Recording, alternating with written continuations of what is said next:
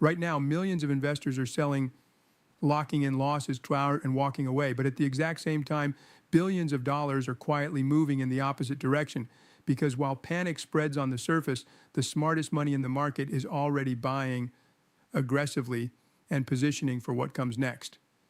This is where markets get uncomfortable. Prices are falling, headlines are negative, and everything feels uncertain.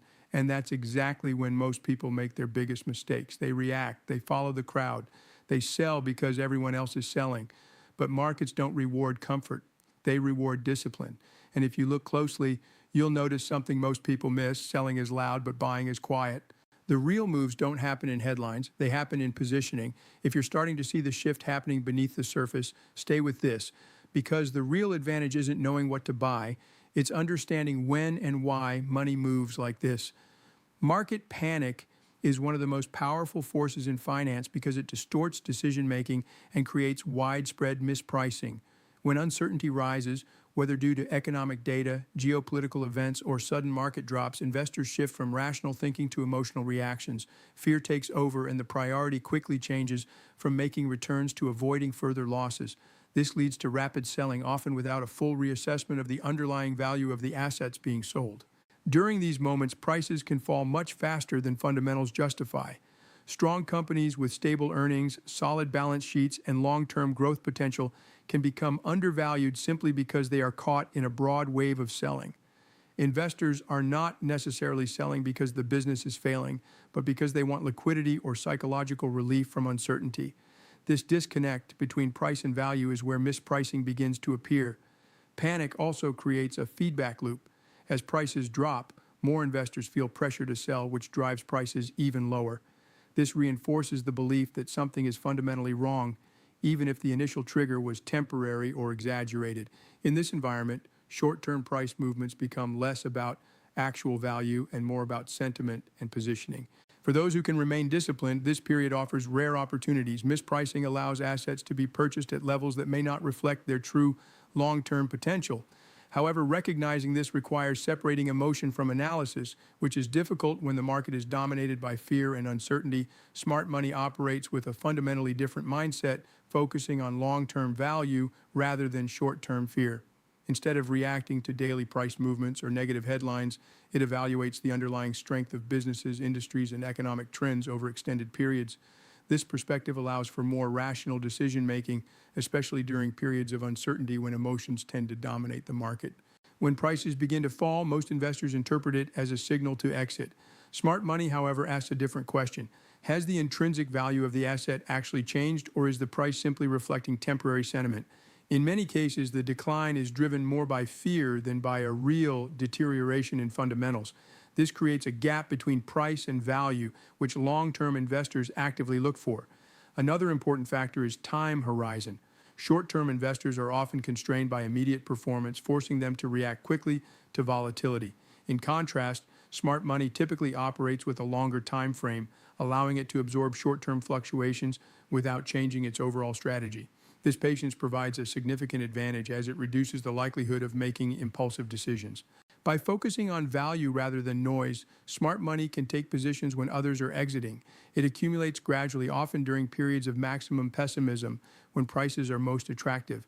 Over time, as market sentiment stabilizes and fundamentals reassert themselves, these positions tend to benefit from both recovery and long-term growth driven by disciplined, value-oriented decision-making.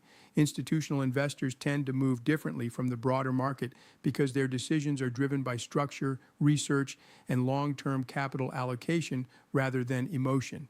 When uncertainty rises and prices begin to fall, most individuals react by reducing exposure, often influenced by fear or short-term losses.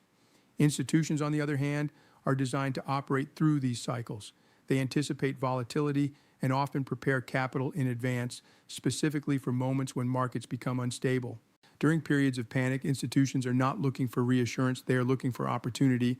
They analyze whether the decline is justified by changes in fundamentals or simply the result of widespread selling pressure. When they determine that prices have fallen below intrinsic value, they begin to build positions. This process is rarely aggressive or immediate. Instead, it happens gradually. through consistent buying over time, which allows them to manage risk and avoid moving the market too quickly. Another key difference is access to information and resources. Institutional investors rely on deep research, data analysis, and risk management frameworks that guide their decisions. This allows them to separate noise from meaningful signals more effectively. They are less influenced by headlines and more focused on underlying trends such as earnings stability, market positioning, and long-term growth potential. Because of their scale, institutions cannot move in and out of positions quickly without affecting prices. This forces them to think ahead and act strategically. As a result, they often buy during periods of uncertainty, not because conditions feel safe, but because valuations and long-term prospects align with their objectives. Liquidity and capital rotation are central forces behind major market moves, especially during periods of uncertainty. Liquidity refers to how easily money can flow into or out of assets without significantly impacting their price. When markets are stable, liquidity is abundant and spreads are tight, allowing smooth transactions. But during panic, liquidity can tighten quickly as more participants rush to sell than buy. This imbalance creates sharp price declines, not always because assets have lost value, but because there are fewer buyers available at that moment. At the same time, capital doesn't disappear, it moves. As investors exit certain positions, that capital is often redirected into areas perceived as safer, more stable, or offering better returns.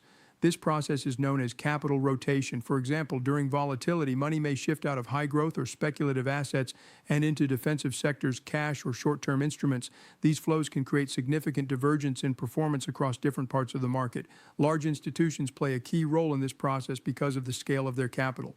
When they decide to reallocate funds, it can influence entire sectors or asset classes. Their decisions are often based on broader macroeconomic conditions, interest rate environments, and risk assessments rather than short-term price movements. Understanding liquidity and rotation helps explain why markets can move in unexpected ways. Prices are not driven solely by fundamentals, but also by where money is flowing at any given time. When liquidity returns and capital begins rotating back into undervalued assets, it can trigger strong recoveries, often before the broader market fully recognizes the shift. Strong companies often become discounted during periods of panic, not because their fundamentals have deteriorated, but because they are caught in widespread selling pressure. When fear spreads across the market, investors tend to sell broadly rather than selectively. This means even businesses with stable earnings, strong balance sheets, and proven long-term growth can see their stock prices decline alongside weaker companies. The selling is driven more by emotion, liquidity needs, or risk reduction than by a careful reassessment of each company's actual value. In these moments, price and value begin to separate. A company that continues to generate consistent cash flow and maintain a competitive advantage may suddenly trade at a lower valuation simply because the market environment has turned negative. This creates an opportunity for those who focus on fundamentals rather than short-term price movements. The key is recognizing that the business itself has not changed in a meaningful way, even if its stock price has. Another factor is how markets price uncertainty. During panic, investors demand a higher margin of safety, which pushes prices down further than usual.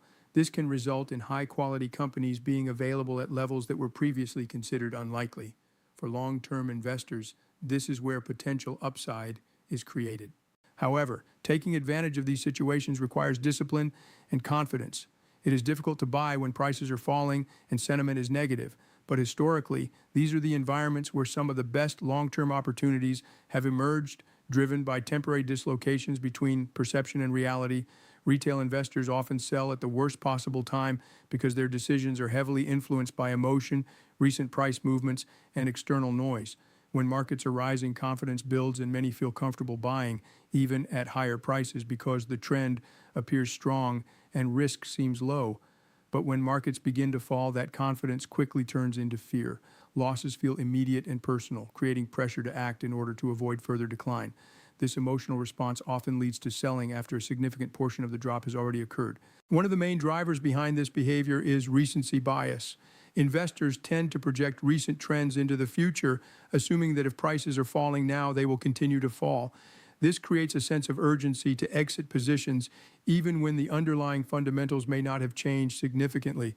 At the same time, negative headlines and market commentary amplify the fear, reinforcing the belief that selling is the safest option.